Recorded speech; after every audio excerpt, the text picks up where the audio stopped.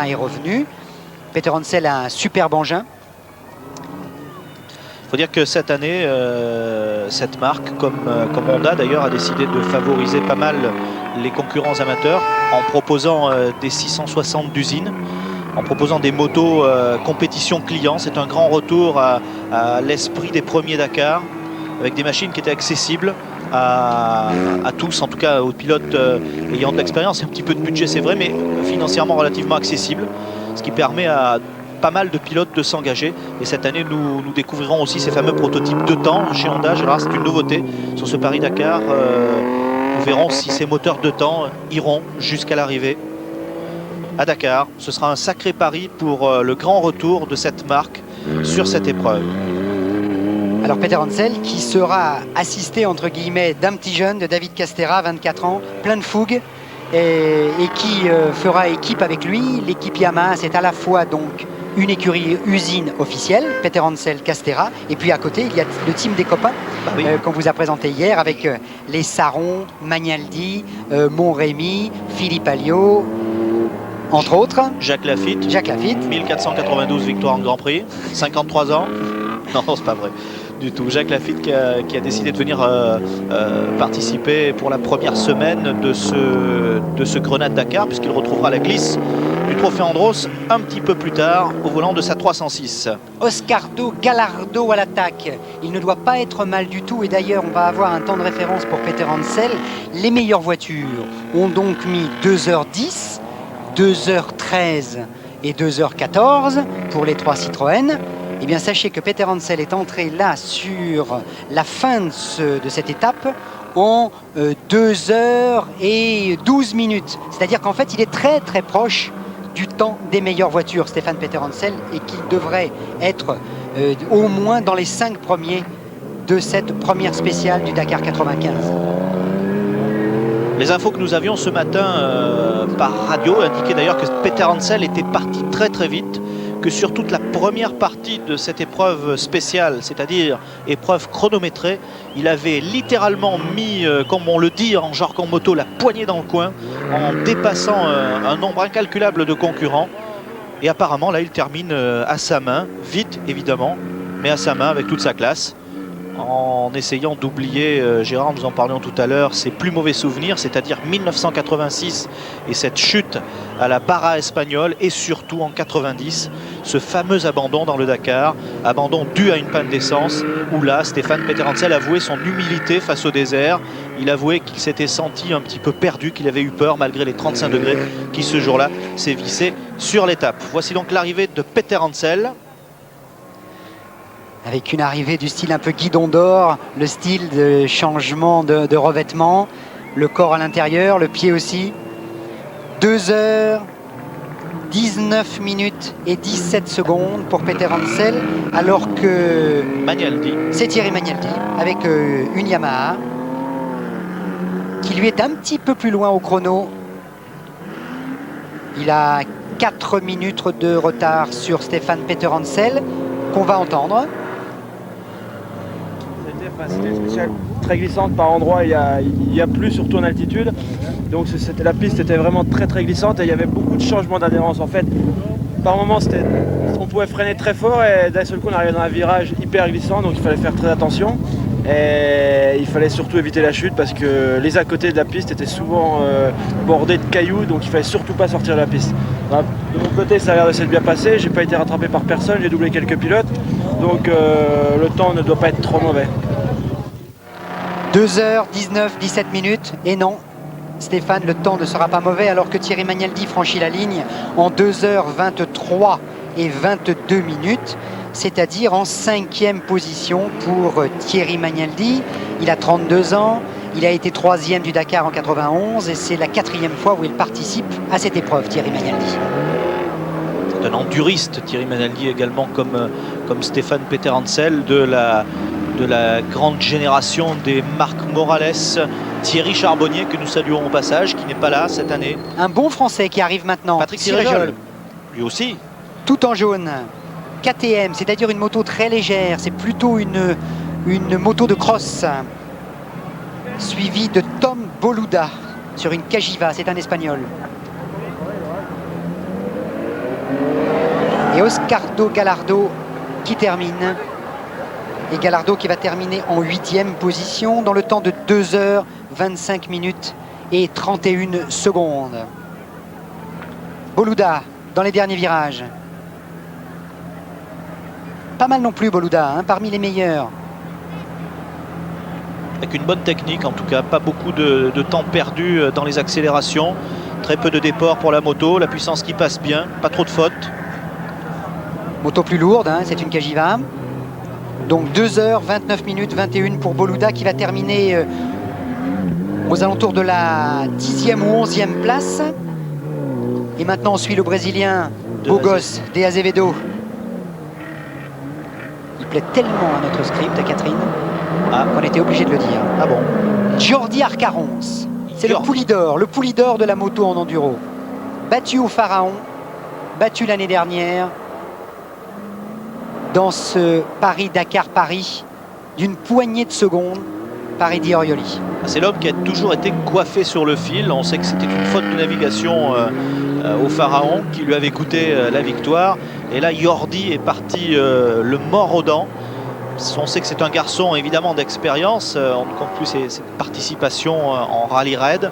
C'est quelqu'un qui normalement reste très calme, qui n'a pas d'état d'âme, j'allais dire, sur sa machine. C'est un pilote très réfléchi. Et là, Jordi Arcarons se contentera sans doute pour l'instant d'observer ce qui se passe du côté d'Orioli et de Peter Hansel pour maintenir une bonne position en course, très tactique, qui lui permettra de rester aux avant-postes sans prise de risque et peut-être à son tour de tenter un coup en navigation, car ce sera l'un des points forts de ce rallye. La navigation, surtout plus tard dans le sable, entre Tijika et Chinguetti en Mauritanie, où là, vraiment les motards auront beaucoup de travail, vont beaucoup souffrir et où ce sera très très difficile pour eux.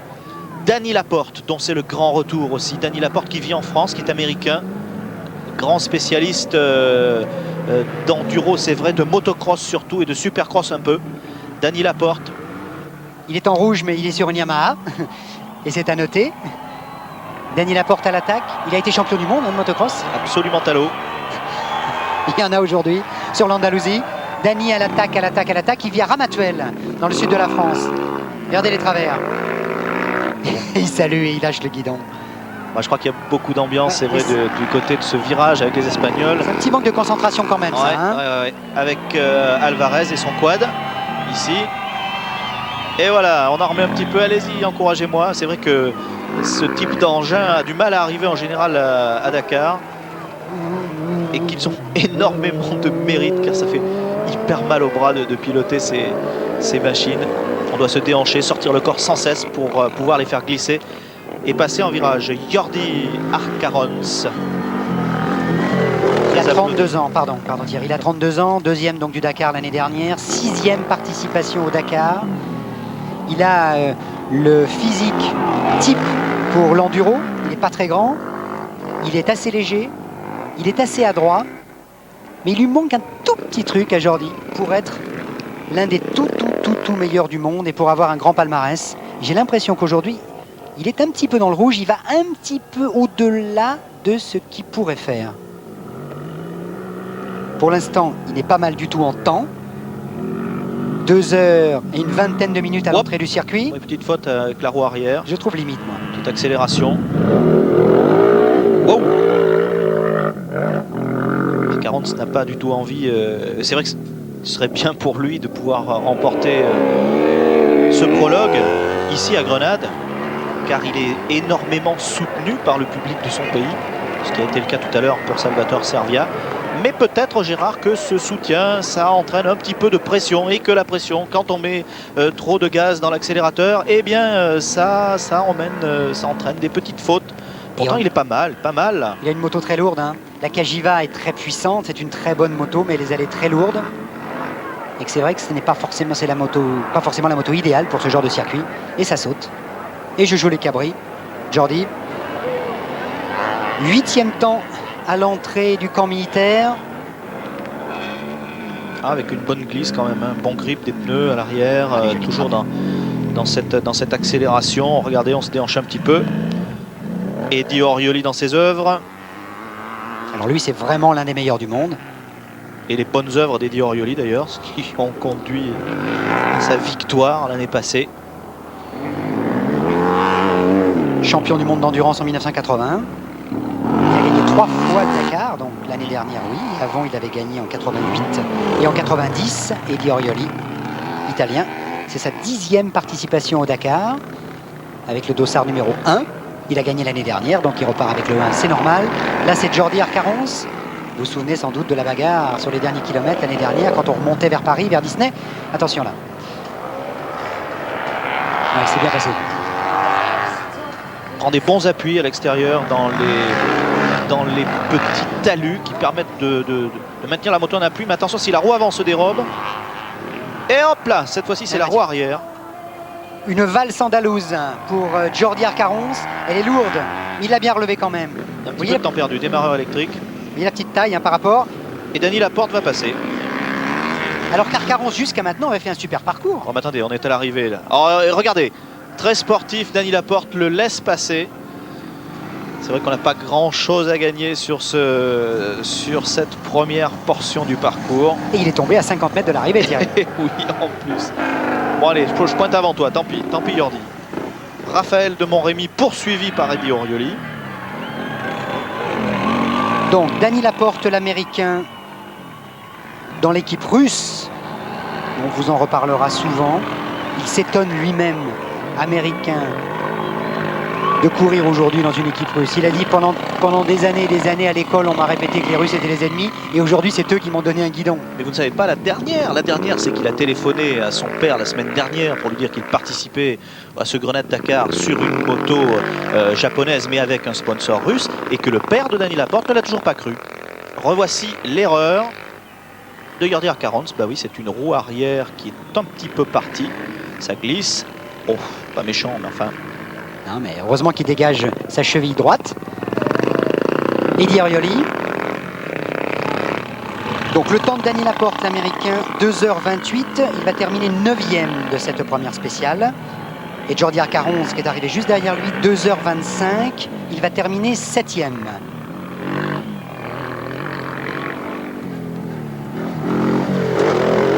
Donc pour l'instant, le meilleur temps réalisé par Stefan Peter Hansel en 2h19 minutes et 17 secondes. Thierry Magnaldi, 2h23 minutes 22 secondes. Arcarons, 2h25 minutes 31 secondes. Et Dany Laporte, 2h28. On attend évidemment les Honda.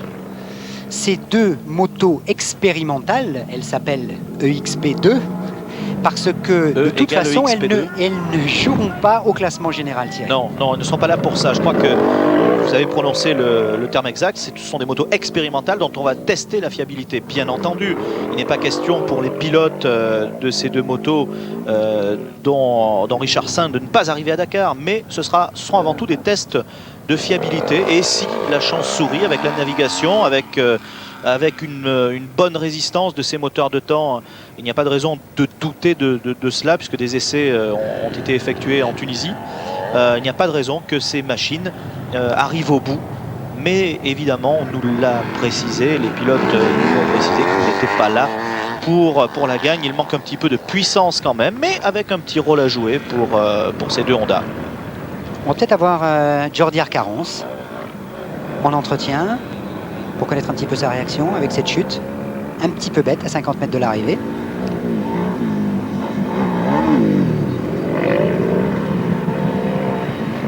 Carlos Mas, tout en puissance, très arc-bouté sur la machine. Avec ses bras, il joue beaucoup avec ses bras. Eddie Orioli, lui c'est un petit peu l'inverse. Regardez, on va chercher une trajectoire un petit peu à l'extérieur. Bien assis, il est grand, c'est un grand gabarit Orioli. Bien assis sur la moto. Le regard bien droit, et puis surtout Gérard, énormément de malice. Quand il y a un coup à faire en navigation, il est là. Il ne se trompe jamais ni de contrôle de passage, ni d'endroit où il peut gagner du temps, Eddie Orioli. Carlos Mas, avec qui nous avions vécu l'année dernière une aventure dramatique, pas pour une question de blessure, mais simplement pour une question d'abandon. On était à 5 mètres de lui avec l'hélicoptère au moment où il a cassé sa denture de sortie de son pignon de boîte, en fait. Et il était là, il pleurait. C'est une des images très très fortes du Paris-Dakar-Paris de 94 pour Carlos Mas. Nous l'avions même ramené en hélicoptère à Nouakchott. Donc Carlos Mas termine, ce sont les deux coéquipiers. Et juste derrière, Eddy Orioli. Orioli qui va terminer 10e au classement de cette spéciale en 2h28, tandis que Carlos Mas en 2h30 et 32 secondes va terminer 14e. Et pour lui aussi, c'est un grand retour, le patron de Yamaha Motor France que vous avez aperçu, Jean-Claude Olivier. Peut-être un petit mot d'Eddy Orioli après l'arrivée.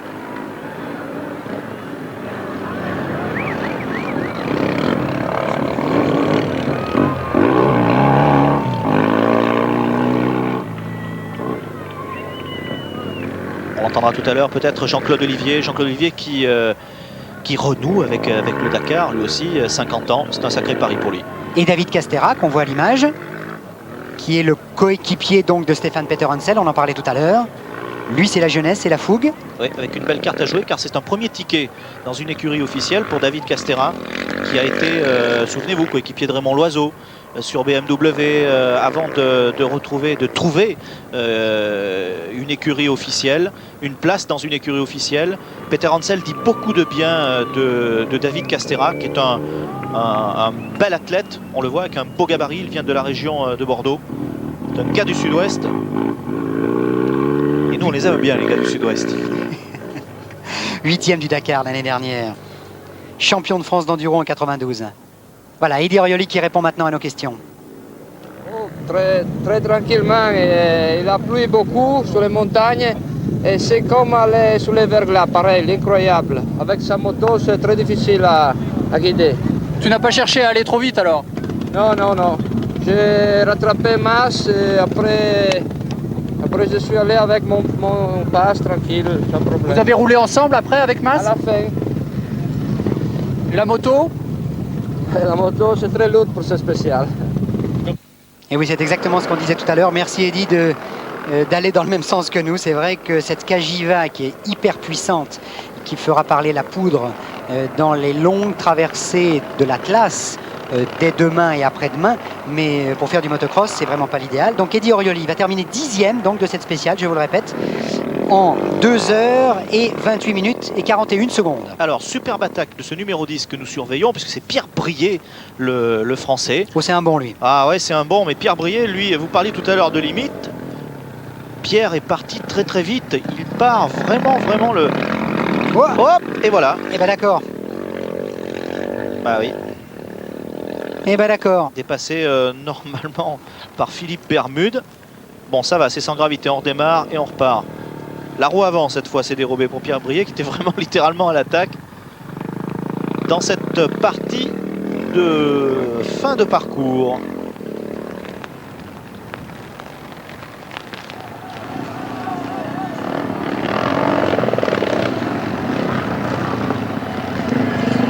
Pierre Brier qui va terminer en 2h41, c'est-à-dire à la 26e place. Cagiva également, pour le français.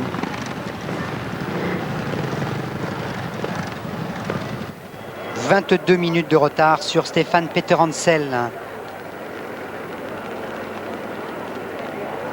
Et de la pluie toujours sur Grenade. Une piste très glissante. Difficile pour les autos, on l'a vu tout à l'heure. On a vu Bruno Sabi en grande difficulté. Difficile aussi pour les motos. David Castera qui fait l'extérieur un peu comme sur un vélodrome, en s'appuyant bien sur le rebord. Ce qui permet de ne pas trop charger les pneus en boue, surtout à l'avant.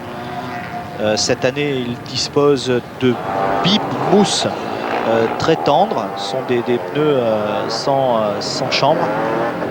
Et là, il faut doser le bon gonflage pour partir sur une piste sèche, comme c'était le cas ce matin, vous l'avez vu avec nous tout à l'heure, sur une piste très sèche, très rocailleuse, et arriver à peu près à mi-parcours avec des rochers plats couverts de pluie, et puis maintenant dans des conditions un petit peu plus, voire encore plus difficiles avec du verglas.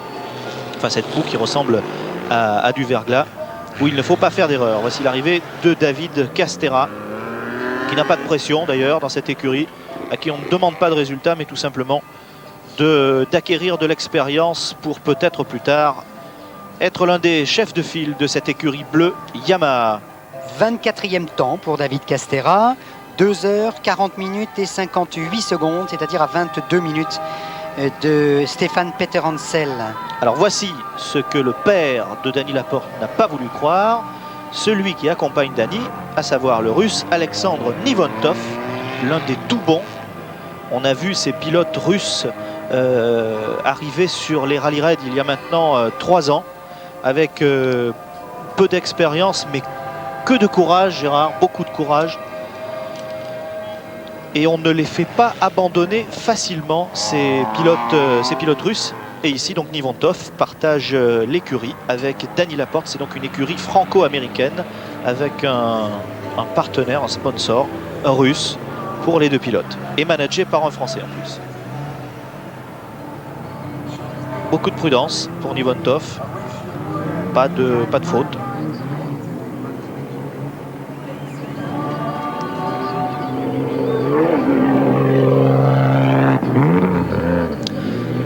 Voilà Nivontov qui va terminer tranquillement. Ça glisse quand même, hein. Ça glisse vraiment. Il est très difficile pour ces pilotes donc de se maintenir dans la trajectoire. Même les plus expérimentés font parfois des fautes. On l'a vu tout à l'heure avec Arcarons, avec Pierre Briet aussi. Il faut rester souple sur la machine.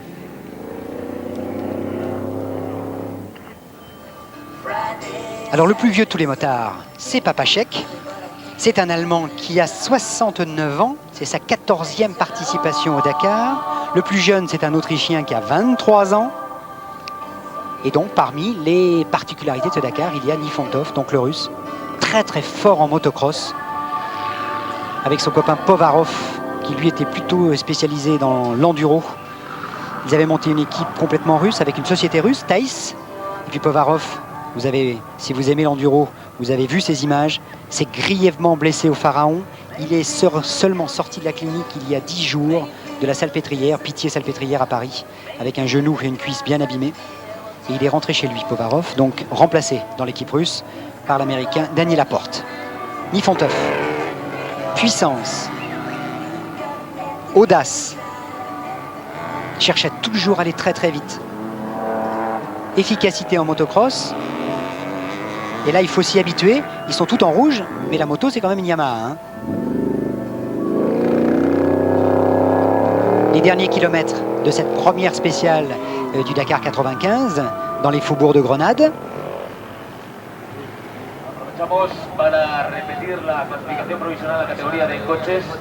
Il a 35 ans. Il a été champion junior d'Union soviétique d'enduro. Et c'est son 2e Dakar. Issus des équipes nationales, Gérard, sont des pilotes d'État, ce qui était le cas de Povarov aussi. Et même si on avait le choix entre d'autres pilotes russes, on n'a pas trouvé cette année encore suffisamment de ces pilotes pour participer à des rallye raids comme le Dakar. On les envoie courir, on les reçoit maintenant pour des barras comme les barras espagnoles, barras portugaises. On fait des rallyes d'une semaine. Le Tunisie, on commence à les voir un petit peu, ces équipages russes. Et c'est très bien comme ça, parce que ce sont des bons, ce sont des gens d'une extrême volonté, d'une extrême gentillesse aussi, avec les journalistes, avec les autres concurrents. Il faut dire qu'il règne une ambiance particulière parmi les motards. Avec ici l'arrivée de Philippe Hébert sur la Suzuki 600DR, qui me rappelle bien des souvenirs. Pourquoi? Suzuki dites-nous tout. Rallye de Tunisie 89, auquel j'avais eu le plaisir de... Hop. Et ben voilà. Vous voyez, on parle d'autre chose, et puis il y a Nifontov qui va toucher la boue. Que nous fait-il, Fontov? C'est pas de la fatigue, hein. Ils ont l'habitude, ils sont en pleine forme physique. Non, mais regardez les pneus, chargés de boue. Ouais, ouais. Oui, en fait, ça n'a aucune importance. 4 étapes au rallye de Tunisie, donc avec un très D'accord. mauvais souvenir dans l'étape de Tamerza. Où, Et c'était une Suzuki. Et c'était une Suzuki, voilà. Et bon, Nifontov qui est très en retard. Non seulement la chute lui a fait perdre, disons, une poignée de secondes, mais il est très en retard. Il a plus de 25 minutes de retard sur Stéphane Peter Hansel. On va revoir la chute intérieure. Freinage tardif, paf, Et la roue tape avant. boum. Voilà. Il tape carrément la roue avant sur le rebord de la piste. Et Nifontov par terre. Donc le classement, Peter Hansel le meilleur temps, devant Mayer avec une KTM qui est à 4 minutes.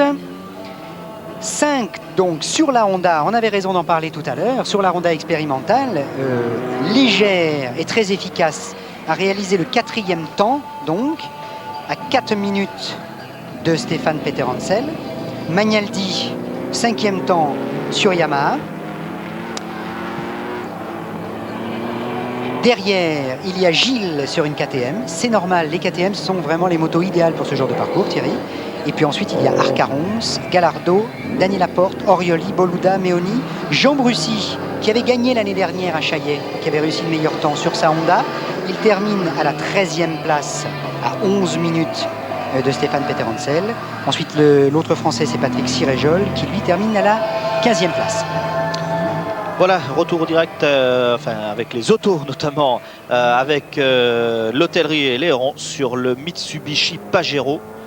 Alors qu'ici c'est un autre Pajero qui est en train de terminer avec quelques soucis quand même pour préserver toutes les trajectoires. Ici ce sont les Hollandais Snip et Kortweg.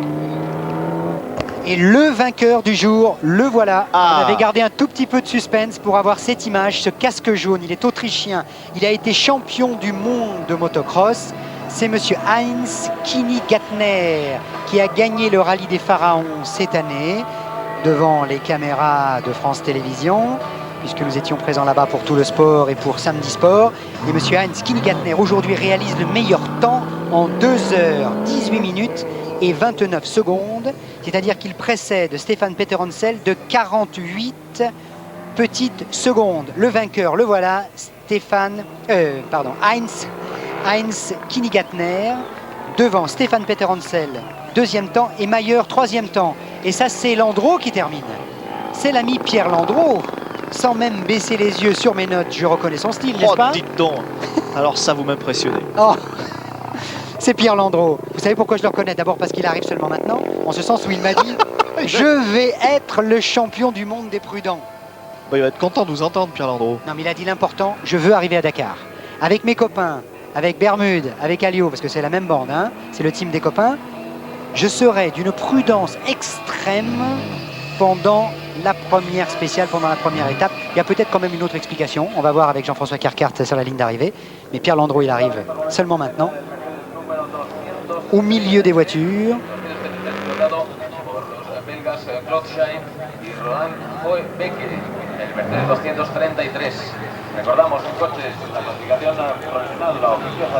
Et avec l'arrivée, voici la Honda de temps dont nous parlions tout à l'heure.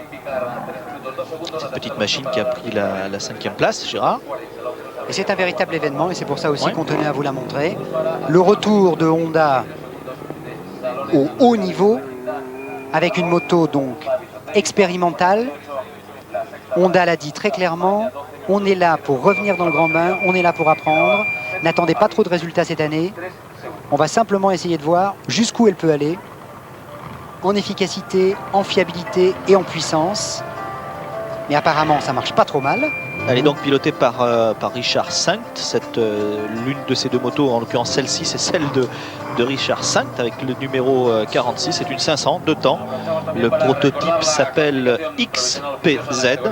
C'est la toute dernière née de Honda pour son retour officiel en rallye raid. Honda qui a donné l'une de ses plus belles pages au rallye Paris-Dakar avec la victoire, souvenez-vous, de Gilles Lallet, dont nous saluons la mémoire ici aujourd'hui.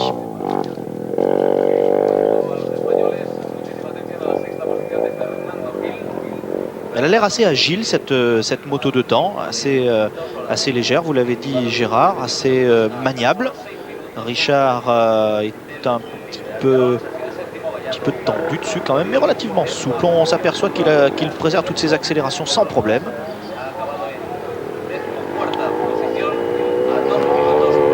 Alors que quelques modifications ont été apportées sur cette moto. On aperçoit que le garde-boue avant a été changé. Et ça n'est pas très étonnant compte tenu de la configuration de la spéciale avec la boue. Le garde-boue avant est donc un garde-boue de cross. Et voici l'arrivée de Richard V qui, vous l'avez dit Gérard, a pris le 5e temps. Alors qu'on nous signale, quatrième temps, pardon.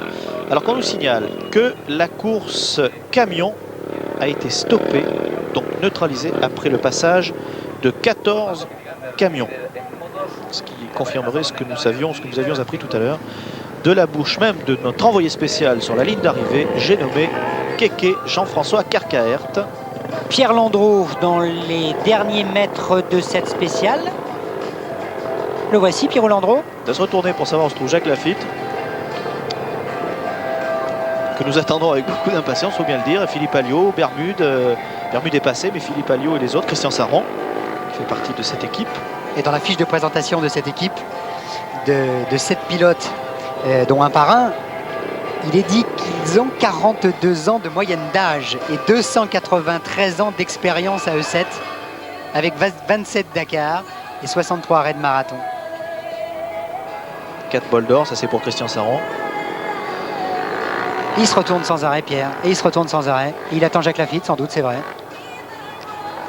Jacques Lafitte, c'est quelque chose, ce pari de Jacques Lafitte de retourner un peu à la moto. Il faut dire que c'est sympa ce pari que se sont donnés ces pilotes, d'essayer de tenter d'aller jusqu'à Dakar. Arkel et Van Aert, les Hollandais sur le Mitsubishi Pajero, alors que d'autres informations nous parviennent. Jean-François Carcaert. Ah oui, alors dites donc, ça c'est... Jean-François Carcaert, vous avez Hubert Auriol près de vous, Jean-François. Des explications sur la course neutralisée? La question, c'est la question du jour. Est-ce que la course est neutralisée, oui ou non? Non, enfin, elle n'est pas neutralisée. Les voitures arrivent normalement et à partir du kilomètre 68 à peu près, on a arrêté la course des camions et on a pris la décision de l'arrêter parce qu'il y avait trop de risques à faire courir aux camions. Et à cause des dévers, il y a 2 camions qui ont dérapé, qui se sont posés sur les portes. Il y en a un des 2 qui est déjà redressé, le 417, il roule, et le 414, c'est en cours. Ce sont 2 camions Mitsubishi, c'est ça? Il y en a un, c'est un camion Mitsu, et l'autre, je ne me souviens pas. Est-ce que c'est une déception pour vous d'être contraint de bloquer la course des camions? C'est toujours une déception d'arrêter la course, mais je crois qu'il y a des moments où il faut prendre des décisions raisonnables, et on en a discuté avec Marc Roy, qui est le directeur de course, et on a pensé que c'était la solution. À part ça, vos impressions sur la course voiture qui, elle, a bien lieu? Ah bah, il y a une bagarre, il y a eu une super bagarre en tête. Et on a suivi les 2 premiers, l'attaque Salonen, Salonen qui rattrapait l'Artigue. C'était vraiment très beau. Je crois que ils ont fait vraiment la spéciale était très belle. C'est très dommage qu'il y ait eu cette pluie, mais on ne peut pas imaginer qu'on va avoir des trompes d'eau et des grains comme on en a eu au mois de janvier, alors qu'ils ont la sécheresse depuis 3 mois, qu'ils ne tombent pas d'eau et qu'ils pleurent pour avoir de la neige dans la Sierra Nevada où il y a les championnats du monde dans un mois. C'est la météo. Eh bien, merci pour ces précisions. Donc, les 2 camions qui sont en difficulté, le 414, c'est Lambert, Galgani, Silvani. Ce sont 3 Français à bord d'un camion Sonoto Mitsubishi. Et le 417, Thierry Blanco, c'est Lamac, Adamek et Valk. Camion tchèque du team Mura.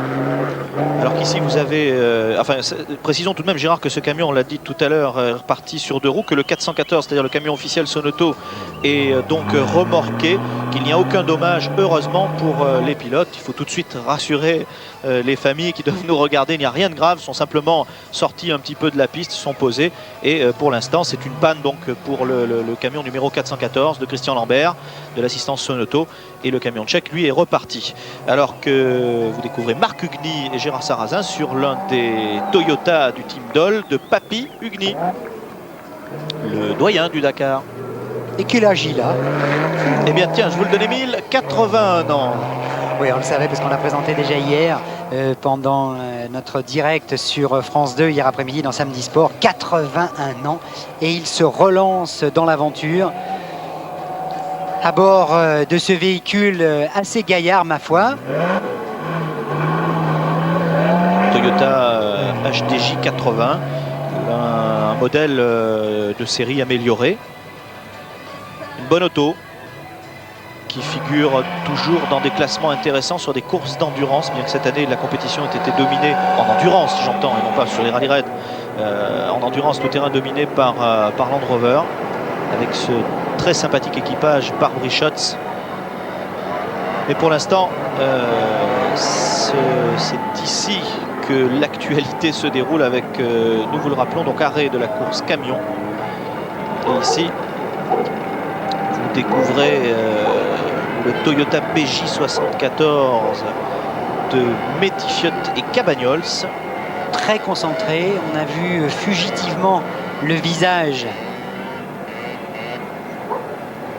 du pilote français. Les derniers mètres, les derniers hectomètres, regardez les yeux. On se bat à tous les niveaux, que ce soit pour les prototypes, pour les véhicules de série ou les T2. C'est la course, ou les T3, c'est la course, c'est la course, c'est la course, et on y va, et on attaque. Alors je vous rappelle le classement, d'ailleurs peut-être Jean-Marc au moment d'ailleurs où il fait un petit extérieur.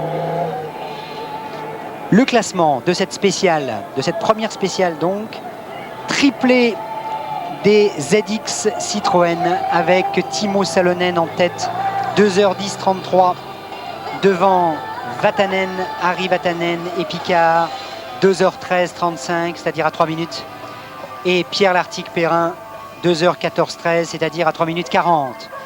Le premier Mitsubishi, c'est Jean-Pierre Fontenay, qui est donc à 9 minutes 53. Ensuite, nous avons Bruno Sabi à 11 minutes 48, Shinozuka à 12 minutes 17 et Servia avec la 4e Citroën à 28 minutes 03. Servia, vous le savez, qui a eu des problèmes d'essuie-glace très importants puisqu'il a fait fonctionner son essuie-glace avec une petite ficelle, et ce qui explique un petit peu son retard. Du côté des motos, victoire pour l'Autrichien Kimi Gärtner devant Peter Hansel et Mayer. Une KTM, une Yamaha et une KTM. Voilà. Nous allons nous quitter maintenant sur cette image du doyen de ce Dakar 95. Jean-François Carcart, bravo et merci. Thierry Blanco, on se retrouve tous ensemble avec Anne Gouraud pour l'ambiance de cette première spéciale dans le journal du Dakar à partir de 20h35 ce soir sur la 3. Mais il y a du sport évidemment aussi cet après-midi sur la 3. Et puis, surtout, il y a à partir de 18h30 sur France 2 cet après-midi un stade 2 spécial avec les trophées d'Antenne 2, la grande fête du sport animée par Patrick Chen et toute l'équipe des sports. Tous les champions sont là pour faire la fête et recevoir les trophées de tous ceux qui ont marqué l'année sport 94. Le Dakar 95, ce sera tous les soirs à partir de 20h35 dès ce soir. Le journal du Dakar, vous saurez tout sur le Dakar. Merci, nous vous souhaitons un très beau dimanche et les meilleurs vœux pour 95.